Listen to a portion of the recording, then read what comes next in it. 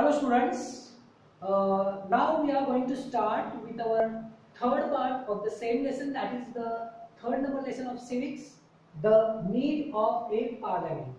Okay, so now we are continuing with the same point, that is of that prime minister. Okay, now about the collective responsibility. The prime minister and his council of ministers, the prime minister and his council of ministers take the decision jointly. Okay, so that is known as the collective responsibility. Then the speaker conducts all the proceedings and maintain the order in the house, that who is chosen by the members. The deputy speaker presides over the proceedings in the absence of the speaker. Okay, now we are learning about the functioning of the parliament. In that, the second, that is the B, that is controlling, guiding and informing the government. This is the function. Now what is this? The executive is answerable to the legislature. Okay, so the opposition also plays an important role. So as I told you that the opposition party who is also playing an important role, what's their role is there? That is, they share the essential information, means they share the essential important information about the working of government, and they also highlights on the faults of the policies and the programs of the government, and they share this information with the people with the help of media. Then there are the 2 R's in the day-to-day working of parliament, that are the question R and the 0 R. So these are the 2 times during the day. What the meaning of that question R? Question R is what? The ministers give answer related to their respective departments. Means whatever the questions which are asked about their particular departments, the respective ministers of that department used to give the answers to these questions. So it is called as a question R. Then immediately after the end of question R, the 0 R started. What the meaning of the 0 R? In that 0 R, the member discuss on the matters of the public interest. Means whatever the decisions which are important for the people, they used to discuss on that. The MPs help government for making policies and update the people about the working of government. Then the next functioning is control on government finance. Control on government finance. So the parliament manages the finance of the country. Okay, so every year the finance minister present the budget before the parliament.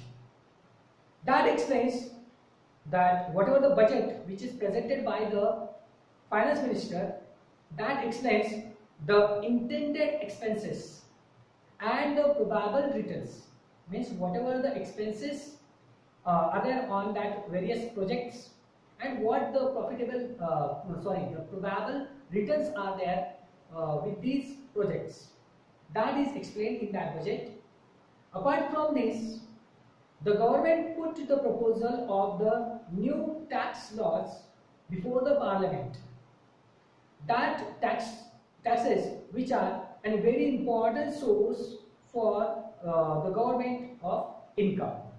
Okay, then the next functioning is the laws making. Okay, law making. The central government can make the laws on 97 subjects. Okay, that included in the union list. So this is what the union list, in which the 97 subjects are included, and the only the central government can make the laws related to these. That subjects which are like railways, foreign affairs, banking and currency, telephone, etc. These are included in the Union list. And the other subjects which are not included in any bill, it also made the changes in the constitution. But if that amendments means what the changes is related with the state, then the state also can participate in that process. Then the next is the state list. The subjects on which the laws can be made only by the state government is called the state list. That subjects like sales tax, the construction and the maintenance of all roads, agriculture, police and healthcare. So these subjects are comes under the state list. Then in case of the national emergency or breakdown of state machinery, means if the national emergency it is there or the breakdown of the state machinery, the parliament can make the laws on the subjects given in state list. Means that subjects which are included in the state list, the laws can be made by the parliament. Then the parliament also form the laws on the 47 subjects. Okay, that 47 subjects which are not included in the Union list and also in the state list. That is called as a concurrent list. That is called as a concurrent list on which both means the central government and the the state government can make the laws. So that list is comprising with the electricity, marriage, medical issues, etc. So these are that points on which both the governments can make the laws. But the preference is given to the union government. Then the last point of the lesson is what? The people in parliament. Okay, what type of participation it is there by the people. Even the diverse background people are participating in the decision making process of the government.